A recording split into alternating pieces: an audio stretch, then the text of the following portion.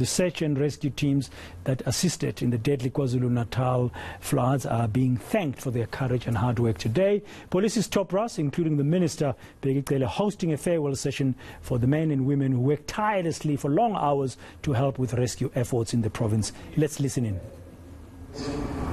Mrs. Khoza, okay.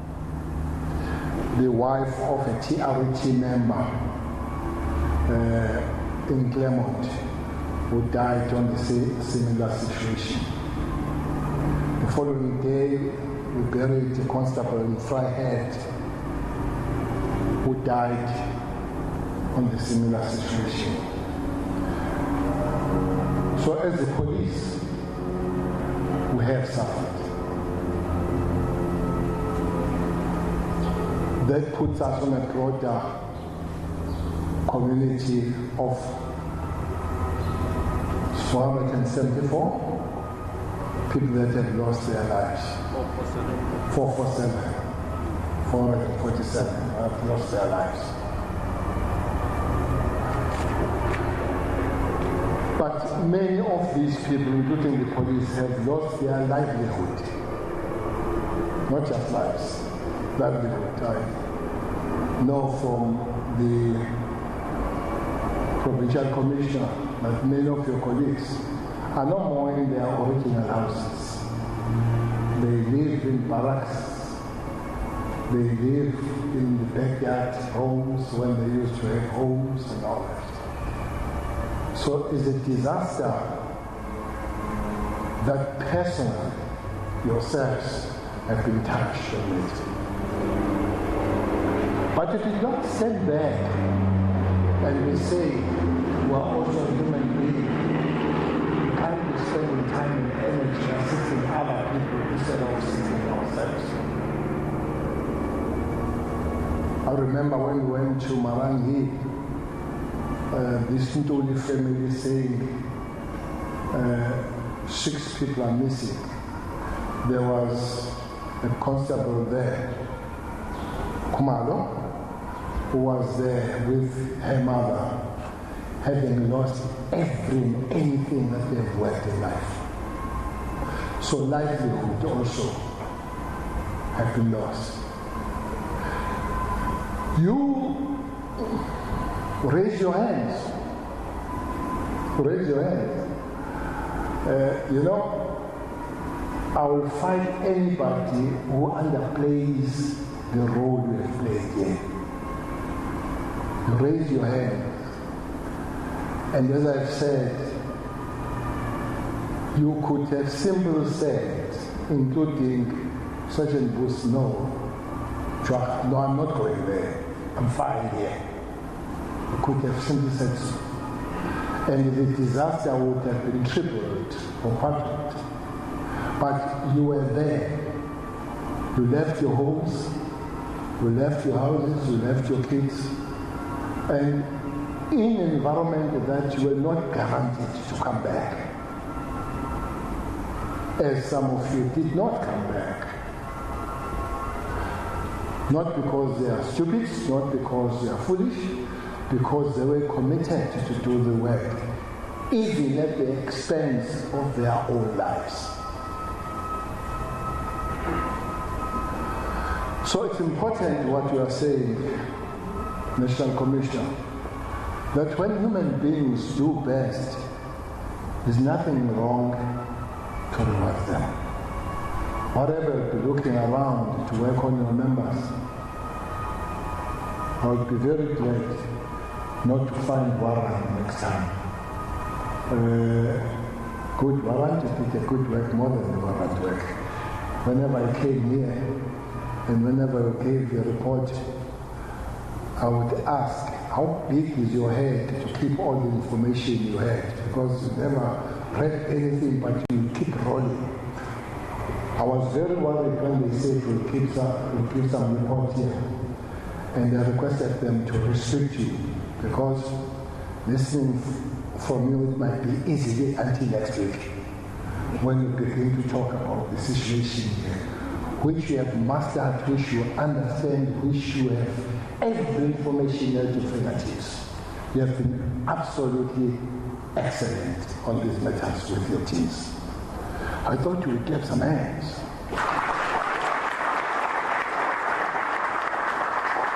So we have shown that human can conquer. This is human triumph over nature evil.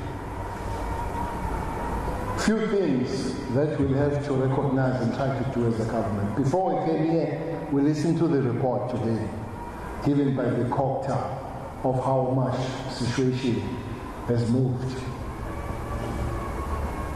I've warned and I'm warning.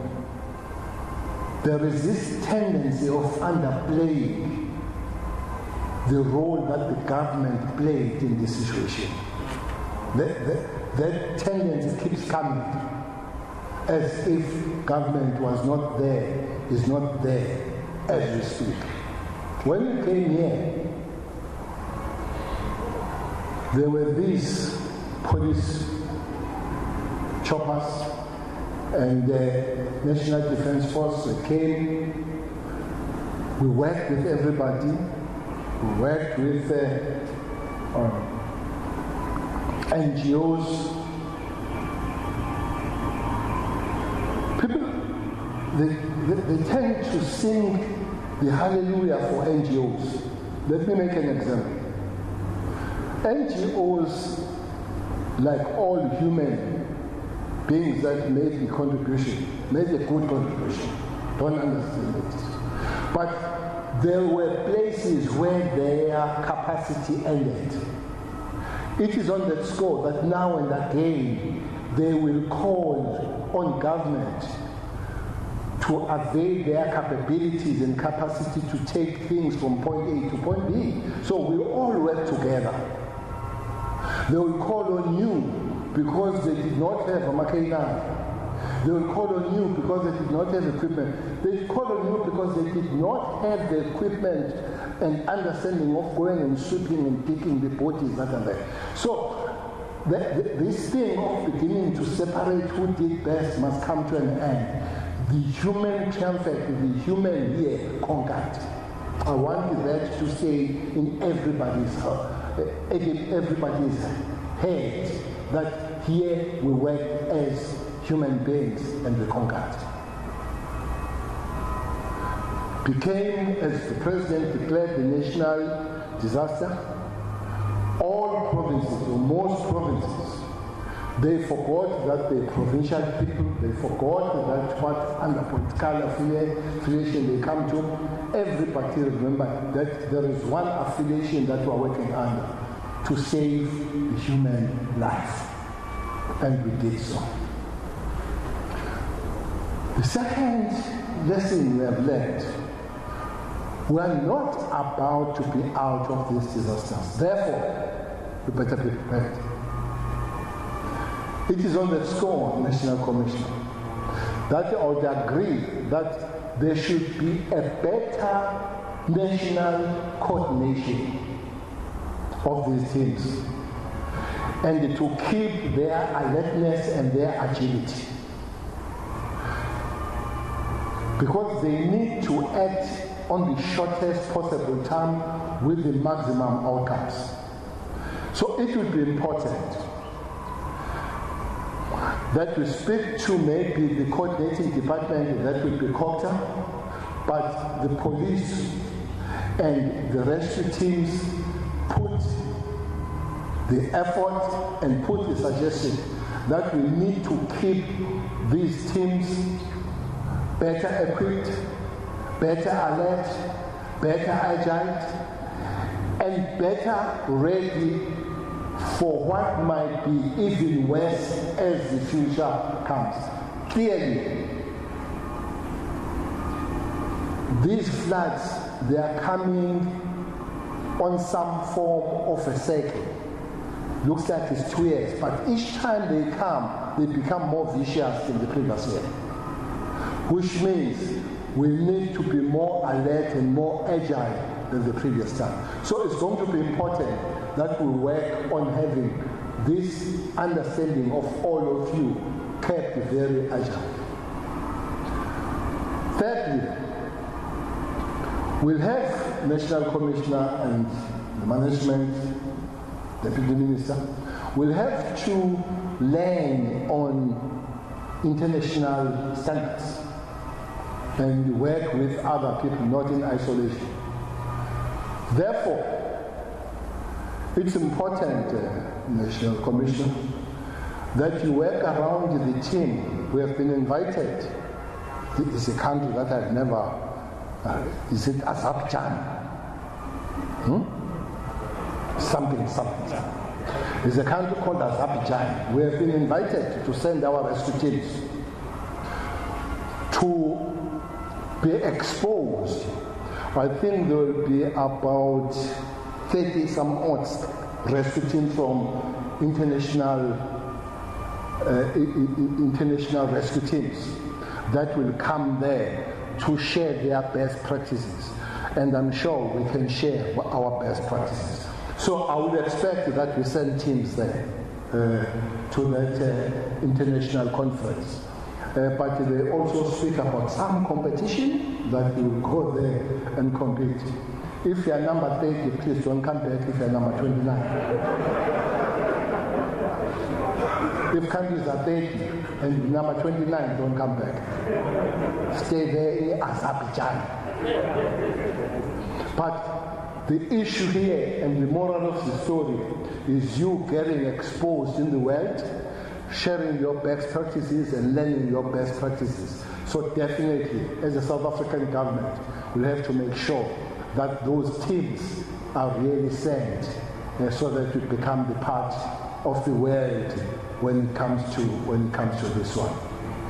The fourth one is that we should not forget those some of us who could not go through, who fell on the way, especially the people that you worked with, especially the people that you're standing with you but today are gone, and they should never be forgotten. So it's one thing to come and talk to you here, and I can see you going back to your homes, going back to your provinces, those that are here. You have been all mentioned. I'm not just going to go back there, but all protocols have been observed. But more than the protocol observed, you have been honored. You have honored the nation, and I want to tell you, you have so much given, so much pride to the South African nation. Anybody says anything about you that is trying to underplay the role is lying, and don't believe that person. South Africa thanks you. South Africa believes that you have been one of the people, one of the group of people that managed to raise their hands and say, here we are, South Africa sent us, and you have been sent and you have served with honor. Thank you very much.